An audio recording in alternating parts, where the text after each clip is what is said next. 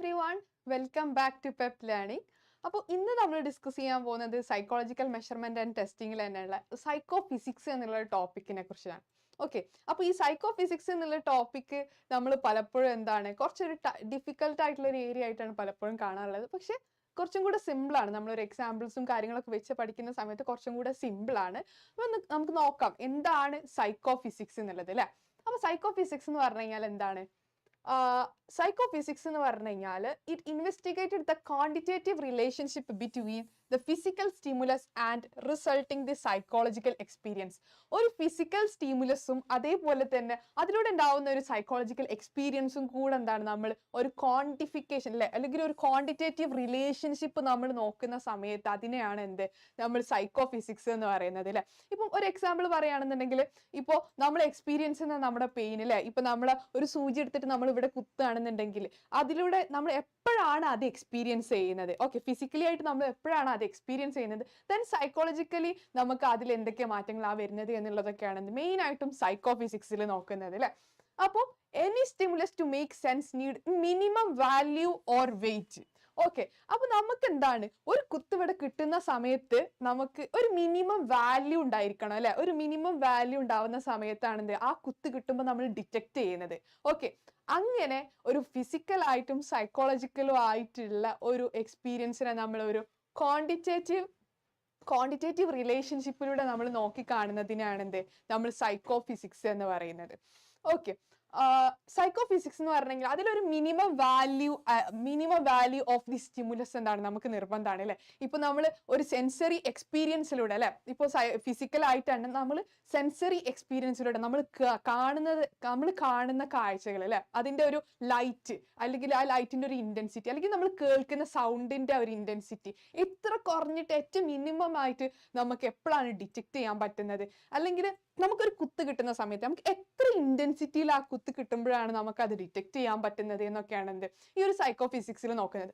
അങ്ങനെ നമുക്ക് ഉണ്ടാവുന്ന ഒരു minimum value of the stimulus ഇതിന് നിർബന്ധമാണ് അല്ലെ. നമുക്ക് ഈ ഒരു സെൻസറി സിസ്റ്റത്തിലൂടെ നമ്മൾ ആക്ടിവേറ്റ് ആയിട്ട് നമ്മൾക്ക് അത് എക്സ്പീരിയൻസ് ചെയ്യണമെന്നുണ്ടെങ്കിൽ ഒരു മിനിമം സ്റ്റിമുലസ് അവിടെ നിർബന്ധമാണ് എന്നുള്ളതാ. ഓക്കെ, അതിനെയാണ് അബ്സല്യൂട്ട് ത്രെഷോൾഡ് ഓർ അബ്സല്യൂട്ട് ലിമൻ എന്ന് പറയുന്നത്. Okay, absolute threshold or absolute ലിമൻ എന്ന് പറഞ്ഞാൽ മിനിമം സ്റ്റിമുലസ് നമുക്ക് സെൻസറി എക്സ്പീരിയൻസിലൂടെ ഡിറ്റക്ട് ചെയ്യാൻ വേണ്ടിയിട്ട് ആവശ്യമായിട്ടുള്ളത് എത്രയാണോ അതിനെയാണ് അബ്സല്യൂട്ട് ത്രെഷോൾഡ് ഓർ അബ്സല്യൂട്ട് ലിമൻ എന്ന് പറയുന്നത്. ഓക്കെ, അപ്പോ സൈക്കോ ഫിസിക്സിൽ തന്നെ ഏറ്റവും ആദ്യമായിട്ട് സൈക്കോ ഫിസിക്സ് എന്നുള്ള ആ ഒരു ഡിസിപ്ലിൻ കൊണ്ടുവരാൻ വേണ്ടിയിട്ട് കാരണമായിട്ടുള്ളത് വെബറും ഫെച്ച്നറും ആണ്. ഓക്കെ, വെബറും ഫെച്ച്നറും ഒരുമിച്ച് ഒരുപാട് റിസർച്ചേഴ്സ് ഒക്കെ നടത്തി, സൈക്കോളജിയിൽ ഒരുപാട് റിസർച്ചേഴ്സും കാര്യങ്ങളൊക്കെ നടത്തി എങ്ങനെയാണ് ഒരു ഫിസിക്കൽ എക്സ്പീരിയൻസും സൈക്കോളജിക്കൽ എക്സ്പീരിയൻസും തമ്മിലുള്ള ഒരു റിലേഷൻ ഉണ്ടാവുന്നത് എന്നുള്ള കാര്യങ്ങളൊക്കെ നോക്കിയിട്ടുണ്ടായിരുന്നു. ഓക്കെ, അപ്പോൾ ഒരുപാട് തിയറീസും റിസർച്ചേഴ്സും ഒക്കെ അവർ ഇൻട്രൊഡ്യൂസ് ചെയ്തിട്ടുണ്ട്. അതിന്റെ ഭാഗമായിട്ട് അവർ ഇൻട്രൊഡ്യൂസ് ചെയ്തിട്ടുള്ള അബ്സല്യൂട്ട് ത്രെഷോൾഡും അതേപോലെ തന്നെ ഡിഫറൻസ് ത്രെഷോൾഡ് എന്ന് പറഞ്ഞു കഴിഞ്ഞാൽ അല്ലെ. നമുക്ക് നോക്കാം ഓക്കെ, എന്താണ് അബ്സല്യൂട്ട് ത്രെഷോൾഡ് അല്ലെങ്കിൽ എന്താണ് ഡിഫറൻസ് ത്രെഷോൾഡ് എന്നുള്ളത്. ഓക്കെ, അങ്ങനെ വെബർ സൈക്കോ ഫിസിക്സിൽ ഒരുപാട് എക്സ്പെരിമെന്റും കാര്യങ്ങളൊക്കെ നടത്തിയിട്ടുണ്ടായിരുന്നു. അതായത് എപ്പോഴാണ് മനുഷ്യന്മാർക്ക് ഒരു കാര്യം ഡിറ്റക്ട് ചെയ്യാൻ വേണ്ടി പറ്റുന്നത്, അല്ലെങ്കിൽ എപ്പോഴാണ് ഒരാൾക്ക് ഒരു മിനിമം സ്റ്റിമുലസ് ആവശ്യമായിട്ട് വരുന്നത്, എങ്ങനെയാണ്, അല്ലെങ്കിൽ അത് ഓരോരുത്തരുടെ ഫിസിക്കൽ ക്യാരക്ടറിസ്റ്റിക്സ് അനുസരിച്ചിട്ട് ഡിഫറെന്റ് ആയിട്ട് ഇരിക്കുന്നുണ്ട് എന്നുള്ളതൊക്കെ പഠനം നടത്തിയിട്ടുണ്ടായിരുന്നു. അപ്പൊ ഈ സമയത്ത് അയാളുടെ ഈ ഒരു work discovery of the 2-point threshold എന്നുള്ള ഒരു കൺസെപ്റ്റിന് ഡിസ്കവറി ചെയ്യാൻ വേണ്ടിയിട്ട് കാരണമായിട്ടുണ്ടായിരുന്നു എന്നുള്ളതാ പറയുന്നത്.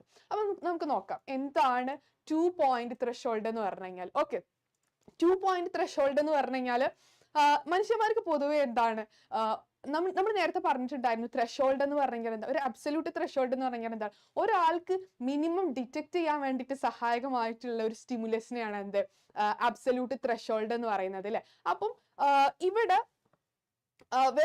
വെബർ ഇൻട്രൊഡ്യൂസ് ചെയ്തിട്ടുള്ള ഒരു കൺസെപ്റ്റ് ആണ് 2-point ത്രെഷോൾഡ് എന്ന് പറഞ്ഞാൽ. According to him 2-point threshold എന്ന് പറഞ്ഞു കഴിഞ്ഞാൽ 2-point ത്രെഷോൾഡിന് ഒരു constant different part of the body. Okay, അതായത് എപ്പോഴും എന്താണ് എല്ലാ പാർട്ട് ഓഫ് ദ ബോഡിയിലും എന്താണ് കോൺസ്റ്റന്റ് ആയിട്ട് ഇരിക്കില്ല എന്നുള്ളതാ പറയുന്നത്. ഓക്കെ, അതായത് 2-point ത്രെഷോൾഡ് എന്ന് പറഞ്ഞു കഴിഞ്ഞാൽ എല്ലായിടത്തും എന്താണ് കോൺസ്റ്റന്റ് ആയിട്ടല്ല വരുന്നത് എന്നുള്ളതാ പറയുന്നത്. ഇപ്പൊ നമ്മളൊരു കത്രിക എടുത്തിട്ട് നമ്മൾ എന്താണ് ഇവിടെ കുത്താണെന്നുണ്ടെങ്കിലോ അല്ലെങ്കിൽ ഇവിടെ കുത്താണെന്നുണ്ടെങ്കിലോ അതേസമയം എന്താണ് നമ്മൾ പിന്നിൽ കുത്താണെന്നുണ്ടെങ്കിലോ എന്താണ് ഡിഫറൻസ് ഉണ്ട് എന്നുള്ളതാ. ഏറ്റവും പെട്ടെന്ന് നമ്മൾ ഡിറ്റക്ട് ചെയ്യപ്പോഴാണ് നമ്മളെ വിരലിന്റെ ഈ ഒരു ഫിംഗർ ടിപ്സിൽ എന്താണ് കുത്തുന്ന സമയത്താണ്, ടിപ്പ് ഓഫ് ദ ഫിംഗറിൽ കുത്തുന്ന സമയത്താണ് എന്ത് നമുക്ക് ഡിറ്റക്ട് ചെയ്യാൻ പറ്റുന്നത്. ഓക്കെ, ഏറ്റവും സിമ്പിൾ ആയിട്ട്. പക്ഷെ ഇത്രത്തോളം എന്താണ് ഇന്റൻസിറ്റി വേണ്ടി വരില്ല. നമ്മള് അതിനെക്കാട്ടിൽ കുറച്ചും കൂടി ഇന്റൻസിറ്റി വേണ്ടി വരും എന്താണ് നമ്മളെ പുറം ഭാഗത്തിട്ട് കുത്തുന്ന സമയത്ത്. കാരണം എന്താണ് നമ്മുടെ ഈ ഒരു ഏരിയ എന്ന് പറഞ്ഞു കഴിഞ്ഞാൽ എന്താണ് കുറച്ചുകൂടി കട്ടി കൂടുതലുള്ള ഏരിയ ആണ് അല്ലെ. ഇവിടെ ആകുമ്പോൾ നമുക്ക് എന്താണ് ഏറ്റവും പെട്ടെന്ന് സിമ്പിൾ ആയിട്ട് എന്താണ് നമുക്ക് ആ ഒരു സ്റ്റിമുലസിനെ നമുക്ക് ഡിറ്റക്ട് ചെയ്യാൻ പറ്റും എന്നുള്ളതാണ് ഈ 2-point ത്രെഷോൾഡിൽ വെബർ പറഞ്ഞിട്ടുള്ളത്. Okay, such as the sensitive parts at tip of the finger, 2-point threshold is small and less insensitive part. Okay, sensitive ആയിട്ടുള്ള പാർട്ടിലൊക്കെ കുത്തുന്ന സമയത്ത് എന്താണ് കുറച്ച് സ്റ്റിമുലസ് മാത്രം എന്താണ് അവിടെ വേണ്ടതുള്ളൂ. ഇതിനെയാണ് 2-point ത്രെഷോൾഡ് എന്ന് പറയുന്നത്. ഓക്കെ, 2-point ത്രെഷോൾഡ് എന്ന് പറഞ്ഞു കഴിഞ്ഞാൽ നമ്മുടെ ബോഡിയിൽ എന്താണ് എപ്പോഴും കോൺസ്റ്റന്റ് ആയിട്ടിരിക്കില്ല. അതായത് എല്ലാ പാർട്ടിലും കോൺസ്റ്റന്റ് അല്ല. ഇവിടെ എന്താണ് കുറച്ചും കൂടി ഇന്റൻസിറ്റി വേണ്ടി വരും. നമ്മുടെ കുറച്ചുകൂടി സെൻസിറ്റീവ് ആയിട്ടുള്ള ഏരിയയിൽ എന്താണ് നമുക്ക് കുറച്ചും കൂടി കുറഞ്ഞ ഇന്റൻസിറ്റി മതി ആ ഒരു സ്റ്റിമുലസിനെ ഡിറ്റക്ട് ചെയ്യാൻ വേണ്ടിയിട്ട് എന്നുള്ളതാണ് വെബർ ഈ ഒരു 2-point ത്രെഷോൾഡിൽ മെയിൻ ആയിട്ട് പറഞ്ഞിട്ടുള്ളത്. ഓക്കെ, അദ്ദേഹത്തിന്റെ ഡിസ്കവറി ആയിരുന്നു. അപ്പൊ ഇനി നമുക്ക് മറ്റൊരു വെബറിന്റെ ഒരു ലോ എന്താണെന്നുള്ളത് നമുക്കൊന്ന് നോക്കി നോക്കാം. വെബറും അതേപോലെ തന്നെ എന്താണ് സൈക്കോ ഫിസിക്സിൽ ഒരുപാട് പഠനങ്ങൾ നടത്തിയിട്ടുണ്ടായിരുന്നു, റിസർച്ച് നടത്തിയിട്ടുണ്ടായിരുന്നു. അപ്പം വെബർ ഇൻട്രൊഡ്യൂസ് ചെയ്തിട്ടുള്ള ലോ ആണ് ജസ്റ്റ് നോട്ടീസബിൾ ഡിഫറൻസ് എന്ന് പറഞ്ഞു കഴിഞ്ഞാൽ. എന്താണ് ജസ്റ്റ് നോട്ടീസബിൾ ഡിഫറൻസ് എന്ന് പറഞ്ഞു കഴിഞ്ഞാൽ? Okay, the ability to discriminate small difference in stimuli. Okay, ഒരു സ്മോൾ ഡിഫറൻസ്, രണ്ട് സ്റ്റിമുലസുകൾ തമ്മിലുള്ള ഡിഫറൻസ്, അത് തമ്മിലുള്ള ഏറ്റവും സ്മോളസ്റ്റ് ആയിട്ടുള്ള ഡിഫറൻസ് എന്താണോ അത് ഡിറ്റക്ട് ചെയ്യാനുള്ള എബിലിറ്റിനെയാണ് നമ്മൾ വെബേഴ്സ് ലോ എന്ന് പറഞ്ഞു കഴിഞ്ഞാൽ. It is not only the intensity of the stimulus alone. Okay, intensity of the stimulus മാത്രമല്ല ഈ ഒരു വെബേഴ്സ് ലോയില് ഏറ്റവും ഇമ്പോർട്ടന്റ് ആയിട്ട് വരുന്നത്, but on the ratio between the difference and standard weight. Okay, the difference and the standard weight. ഒരു standard ആയിട്ടുള്ള wait ഉണ്ടായിരിക്കും അല്ലെ. അബ്സല്യൂട്ട് ത്രെഷോൾഡ് എന്ന് പറഞ്ഞു കഴിഞ്ഞാൽ ഇപ്പം ഒരു ബുക്ക് നമ്മളെ കയ്യിലെടുത്ത് വെക്കുകയാണെന്ന് വിചാരിക്കാം. ഓക്കെ, ഒരു ബുക്ക് നമ്മളെ കയ്യിലെടുത്ത് വെക്കുകയാണ്. ഈ ബുക്ക് കയ്യിലെടുത്ത് വെക്കുന്ന സമയത്ത് ഇതൊരു സ്റ്റാൻഡേർഡ് വെയിറ്റ് ആണ്. ഓക്കെ, ഇതൊരു സ്റ്റാൻഡേർഡ് വെയിറ്റ് ആണ്. അപ്പോൾ ഇതിന്റെ മേലെ ഒരു എത്ര വെയിറ്റ് ഉള്ള സാധനം ആണ് അല്ലെങ്കിൽ എത്ര റേഷ്യോ വെയിറ്റ് ഉള്ള സാധനം വെച്ചാലാണ് നമുക്ക് ഇതിന്റെ മേലെ വെച്ചിട്ടുള്ള ആ ഒരു സാധനത്തിന്റെ വെയിറ്റിന്റെ ഡിഫറൻസ് നമുക്ക് ഡിറ്റക്ട് ചെയ്യാൻ പറ്റുക എന്നുള്ളതാണ് അബ്സല്യൂട്ട് ത്രെഷോൾഡിൽ പറഞ്ഞു കഴിഞ്ഞാൽ. ഓക്കെ, അപ്പൊ നമ്മൾ എന്താണ് ഒരു സാധനം കൂടെ വെച്ചു. ഇത് കുറച്ചുകൂടെ ചെറിയ ബുക്കാണ് അല്ലെ. വലിയ ബുക്കിന്റെ മേലെ നമ്മൾ കുറച്ച് ചെറിയ ബുക്കാണ് വെച്ചിട്ടുള്ളത്. അപ്പൊ ഇതെന്താണ് ഒരു സ്റ്റാൻഡേർഡ് ആയിട്ടുള്ള ഒരു റേഷ്യോ അല്ല, നമുക്ക് ഡിഫറൻസ് മനസ്സിലാക്കാൻ വേണ്ടി പറ്റില്ല അല്ലെ. പക്ഷെ എന്താണ് നമ്മൾ കുറച്ചും കൂടെ വെയിറ്റ് ഉള്ള ഒരു ബുക്കിന്റെ മേലെ വെക്കുന്ന സമയത്ത് എന്താണ് നമുക്ക് ഇത് തമ്മിലുള്ള ഡിഫറൻസ് നമുക്ക് മനസ്സിലാക്കാൻ പറ്റും അല്ലെ. അപ്പൊ ഇതെന്താണ് ഇതൊരു സ്റ്റാൻഡേർഡ് വെയിറ്റ് ആണ്. ഓക്കെ, അപ്പൊ ഈ ഒരു സ്റ്റാൻഡേർഡ് വെയിറ്റിന്റെ മേലെ എന്താണ് അതിനനുസരിച്ചിട്ടുള്ള ഒരു റേഷ്യോ ഉള്ള ഒരു സാധനം വെക്കുന്ന സമയത്താണ് അതിന്റെ ആ ഒരു ഡിഫറൻസ് നമുക്ക് ഡിറ്റക്ട് ചെയ്യാൻ പറ്റുന്നത്.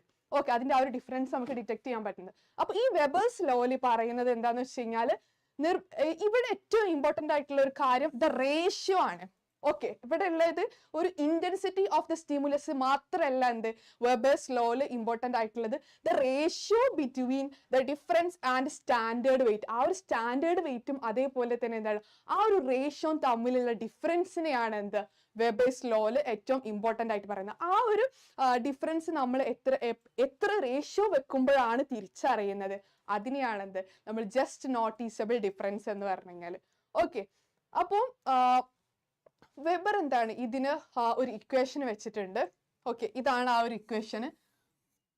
ഓക്കെ, അപ്പം ഇത് റെപ്രസെന്റ് ചെയ്യുന്നത് എന്താന്ന് വെച്ച് കഴിഞ്ഞാൽ എന്താന്ന് വെച്ച് കഴിഞ്ഞാൽ സ്മാൾ നോട്ടീസബിൾ ഡിഫറൻസ്. ഓക്കെ, നമുക്ക് ഏറ്റവും സ്മോളസ്റ്റ് നോട്ടീസബിൾ ആയിട്ടുള്ള ഡിഫറൻസ് എപ്പോഴാണോ വരുന്നത് അതാണ് ഇതിനെ ഡിനോട്ട് ചെയ്യുന്നത്. ഓക്കെ, ഇതിനെ ഡിനോട്ട് ചെയ്യുന്നത് by I represent the stimulus intensity.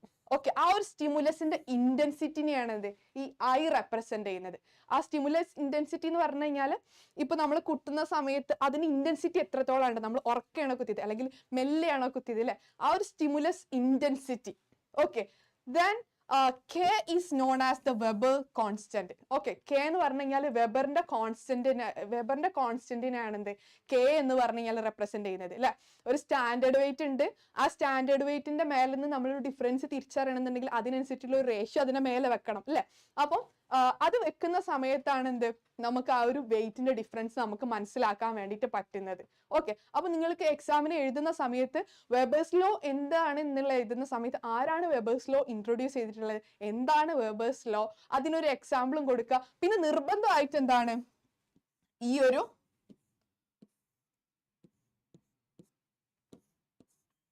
ഒരു ഇക്വേഷനും കൂടെ എന്താണ് നിങ്ങൾ അതിന്റെ കൂടെ നിർബന്ധമായിട്ടും എന്താണ് നിങ്ങൾ ആഡ് ചെയ്ത് കൊടുക്കണം എന്നുള്ളതാണ്. ഇത് വേണമെങ്കിൽ ഒരു ബോക്സിലൊക്കെ ആക്കി വരച്ചിട്ട് കുറച്ചും കൂടെ നല്ല രീതിയിലാക്കിയിട്ട് എഴുതുക. എന്നിട്ട് ഇത് ഓരോന്നും എന്താണ് റെപ്രസെന്റ് ചെയ്യുന്നത് എന്നുള്ളതും കൂടെ എന്താണ് എഴുതുക എന്നുള്ളതാണ്. ഓക്കെ, മറ്റൊരു എക്സാമ്പിൾ നോക്കുകയാണെന്നുണ്ടെങ്കിൽ ഇപ്പൊ ഒരു 100 ഗ്രാമുള്ള ഒരു സാധനം നമ്മളെ കയ്യിലെടുത്തു എന്ന് വിചാരിക്കാം. ഓക്കെ, ഒരു 100 ഗ്രാം അല്ലെങ്കിൽ സോറി ഒരു 10 ഗ്രാമുള്ള ഒരു സാധനമാണ് നമ്മളെ കയ്യിലെടുത്തെന്ന് വിചാരിക്കാം. അതിനെയാണ് ഈ ഒരു സിമ്പിൾ റെപ്രസെന്റ് ചെയ്യുന്നത്. Okay, according to Weber's law this would be noticeable only if constituted 10%. Okay, അതിന്റെ ഒറിജിനൽ ആയിട്ടുള്ള വെയിറ്റിന്റെ മേലെ, ഓക്കെ 10 ഗ്രാമുള്ള ഒരു സാധനം നമ്മളെ കയ്യിലെടുത്തു എന്ന് നമ്മൾ പറഞ്ഞു. ആ ഒറിജിനൽ ആയിട്ടുള്ള ഒരു സാധനത്തിന്റെ മേലെ എന്താണ് നമ്മൾ ഒരു 10%, അതായത് 10% കോൺസ്റ്റന്റ് ആയിട്ടുള്ള ഒരു വെയിറ്റിനെയും കൂടെ നമ്മൾ അതിന്റെ മേലേക്ക് വെക്കുന്ന സമയത്താണെന്ത് നമുക്ക് ആ ഒരു ഡിഫറൻസ് മനസ്സിലാക്കാൻ പറ്റുന്നത് എന്നാണെന്ത് അക്കോർഡിംഗ് ടു വെബേഴ്സ് ലോ പറയുന്നത്. ഓക്കെ, അപ്പൊ ഈ ഒരു എക്സാമ്പിളും കൂടെ എന്താണ് നിങ്ങൾ അതിന്റെ കൂടെ എന്താണ് എഴുതാൻ വേണ്ടിയിട്ട് നോക്കാം. ഓക്കെ, അപ്പൊ വെബേഴ്സ് ലോ എന്താണെന്നുള്ളത് മനസ്സിലായി എന്നുള്ളത് വിചാരിക്കുന്നു. ഇനി അടുത്തതാണ് നമ്മൾ പറയാൻ പോകുന്നത് അബ്സല്യൂട്ട് ത്രെഷോൾഡ് എന്ന് പറഞ്ഞു കഴിഞ്ഞാൽ അല്ലെ. എന്താണ് അബ്സല്യൂട്ട് ത്രെഷോൾഡ് എന്ന് പറഞ്ഞു കഴിഞ്ഞാൽ, അതായത് നമ്മൾ നേരത്തെ പറഞ്ഞിട്ടുണ്ടായിരുന്നു എന്താണ് ഏറ്റവും മിനിമം ഡിറ്റക്റ്റബിൾ ആയിട്ടുള്ള സ്റ്റിമുലസ് എപ്പോഴാണോ നമുക്ക് കിട്ടുന്നത് അതിനെയാണ് എന്ത് അബ്സല്യൂട്ട് ത്രെഷോൾഡ് എന്ന് പറഞ്ഞു കഴിഞ്ഞാൽ.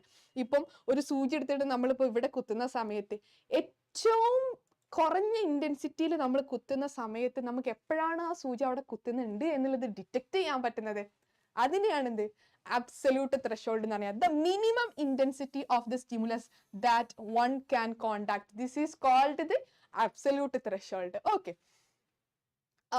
പക്ഷെ ഈ അബ്സല്യൂട്ട് ത്രെഷോൾഡ് എന്ന് പറഞ്ഞു കഴിഞ്ഞാൽ എന്താണ് എപ്പോഴും ഒരു ഫിക്സ്ഡ് പോയിന്റ് ആയിട്ടായിരിക്കില്ല ഉണ്ടാവുന്നത്. പക്ഷെ depends on the individual, it can varies the threshold for the individual. Okay, ഓരോ മനുഷ്യന്മാരുടെയും ഡിഫറൻസ് അനുസരിച്ചിട്ട് അല്ലെ ഒരു ഇൻഡിവിജ്വൽ ഡിഫറൻസ് എന്താണ് ഈ അബ്സല്യൂട്ട് ത്രെഷോൾഡിൽ വരുന്നുണ്ട്. അതായത് ഇപ്പൊ എനിക്ക് ഇങ്ങനെ ഒരു കുത്ത് കിട്ടിക്കഴിഞ്ഞാൽ ആ ഒരു ഇന്റൻസിറ്റി ആയിരിക്കില്ല നിങ്ങൾക്ക് ചിലപ്പോൾ എന്താണ് ഡിറ്റക്ട് ചെയ്യാൻ വേണ്ടി വരാം. ചിലപ്പോൾ കുറച്ചും കൂടി കൂടുതൽ വേണ്ടി വരും, അല്ലെങ്കിൽ എന്താണ് ചിലപ്പോൾ കുറച്ച് കുറവായിരിക്കും വേണ്ടി വരാം. ഇങ്ങനെ എന്താണ് ഇന്റൻസിറ്റിയിൽ ഡിഫറൻസ് വരുന്നുണ്ട്, എന്താണ് ഇൻഡിവിജ്വൽ ഡിഫറൻസ് വരുന്നതിനനുസരിച്ചിട്ട്. ഓക്കെ, അതായത് minimum intensity of the stimulus ആണ് എന്ത് അബ്സല്യൂട്ട് ത്രെഷോൾഡ് എന്ന് പറഞ്ഞു കഴിഞ്ഞാൽ. The variation of individual may in situation, organic condition or motivational state ഒക്കെ എന്താണ് ഇതിനെ ബാധിക്കും എന്നുള്ളതാ. ഓക്കെ, ഇപ്പൊ കുത്തുന്ന കാര്യം മാത്രല്ല, ഇപ്പൊ നമ്മൾ കേൾക്കുകയാണെന്നുണ്ടെങ്കിൽ പോലും ഒരു പാട്ട് കേൾക്കുകയാണെന്നുണ്ടെങ്കിൽ ഏറ്റവും കുറഞ്ഞ സൗണ്ടിൽ എപ്പോഴാണ് നിങ്ങൾക്ക് ആ പാട്ട് കേൾക്കുന്നുണ്ട് എന്നുള്ളത് നിങ്ങൾ ഡിറ്റക്ട് ചെയ്യുന്നത് എന്താണ് അതിലൊരു ഡിഫറൻസ് വരുന്നുണ്ട് അല്ലെ. ഇപ്പൊ നമ്മളൊരു ഇരുട്ട് മുറിയിൽ ഇരിക്കുകയാണെന്ന് വിചാരിക്കുക, അവിടെ ചെറിയ രീതിയിൽ എപ്പോഴാണോ ലൈറ്റ് വരുന്നത് അല്ലെങ്കിൽ ലൈറ്റ് വന്നെന്നുള്ളത് നമ്മൾ എപ്പോഴാണോ ഡിറ്റക്ട് ചെയ്യുന്നത് അതിനാണ് ഇത് അബ്സല്യൂട്ട് ത്രെഷോൾഡ് എന്ന് പറഞ്ഞു കഴിഞ്ഞാൽ. അപ്പം ഇങ്ങനെ നമ്മൾ ഡിറ്റക്ട് ചെയ്യുന്ന കാര്യത്തിൽ എന്താണ് ഇൻഡിവിജ്വൽ ഡിഫറൻസസ് വരുന്നുണ്ട്, അതേപോലെ തന്നെ ഇവിടെ എന്താണ് സിറ്റുവേഷണൽ ഡിഫറൻസസും വരും അല്ലെ. ചില സമയത്ത് എന്താണ് ഉറക്ക പാട്ട് വെച്ചാൽ പോലും നമ്മൾ കേൾക്കുന്നുണ്ടാവില്ല അല്ലെ.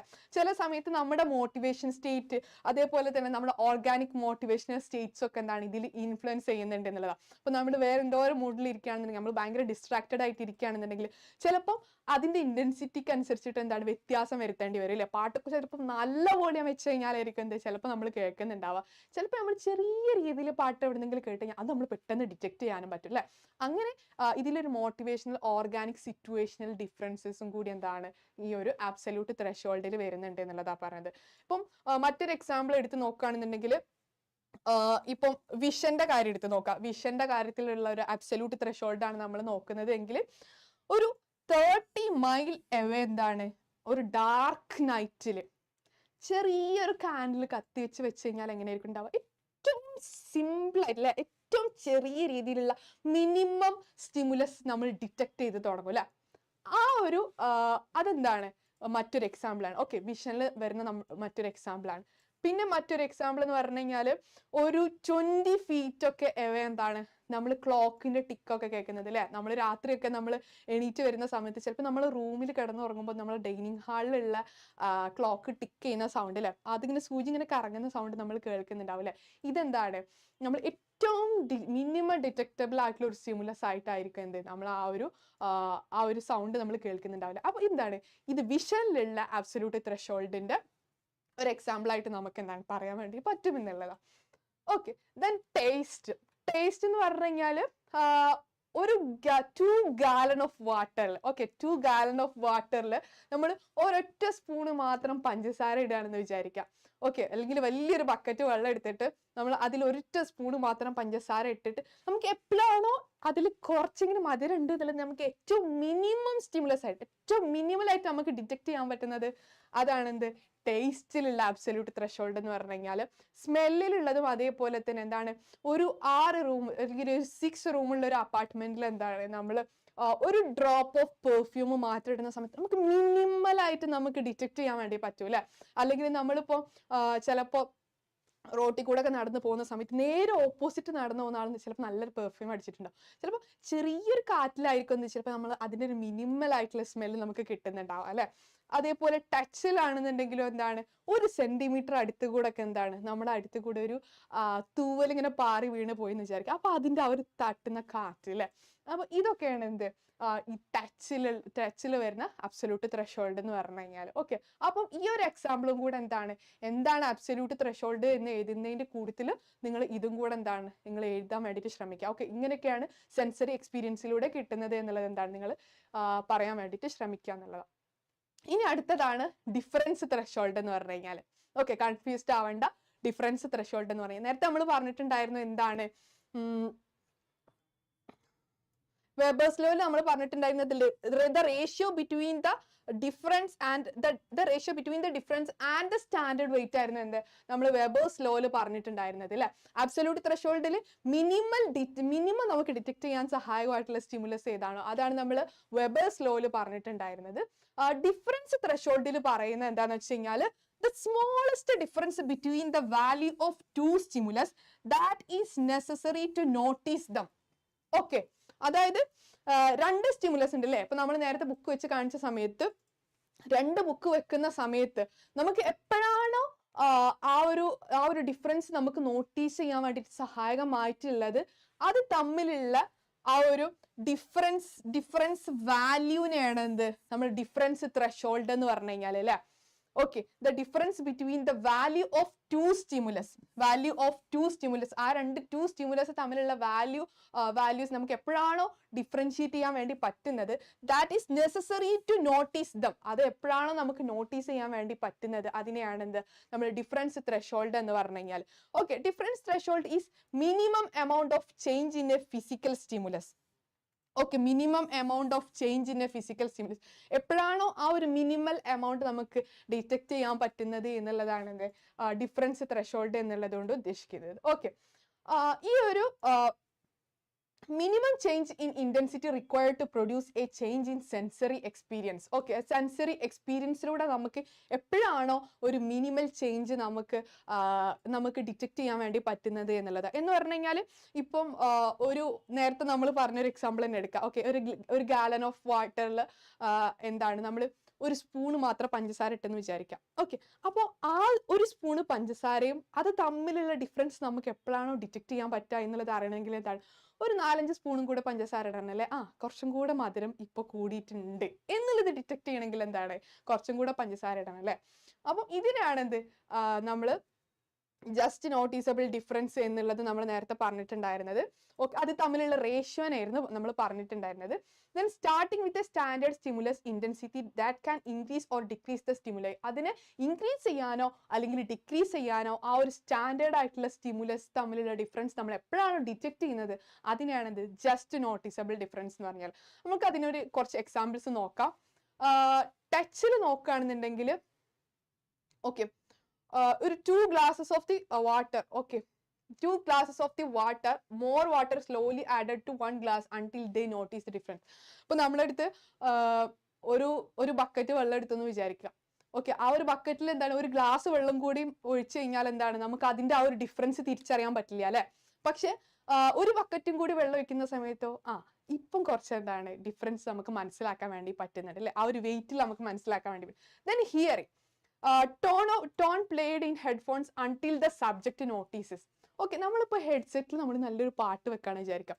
എപ്പോഴാണോ നമ്മൾ നേരിയ രീതിയിൽ അവിടെ ഒരു പാട്ടുണ്ട്, ഓക്കെ, ആ ഒരു സ്റ്റിമുലസ് അവിടെ ഓൾറെഡി ഉണ്ട്, ആ ഒരു പാട്ട് അവിടെ നമ്മൾ ബാക്ക്ഗ്രൗണ്ടിൽ കേട്ടോണ്ടിരിക്കുന്നുണ്ട്.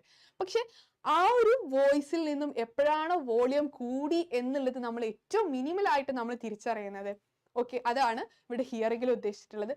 ദെൻ ടേസ്റ്റ് എന്ന് പറഞ്ഞു കഴിഞ്ഞാൽ a participant sips sugar water as more and more sugar is added to the glass until the taste difference. Okay, ഒരു ഗ്ലാസ് ഓഫ് വാട്ടറിൽ എന്താണ് ചെറിയ രീതിയിൽ പഞ്ചസാര ഇട്ടിട്ടുണ്ട്. ഓക്കെ, ഒരു 1/2 സ്പൂൺ പഞ്ചസാര ഇട്ടിട്ടുണ്ട്.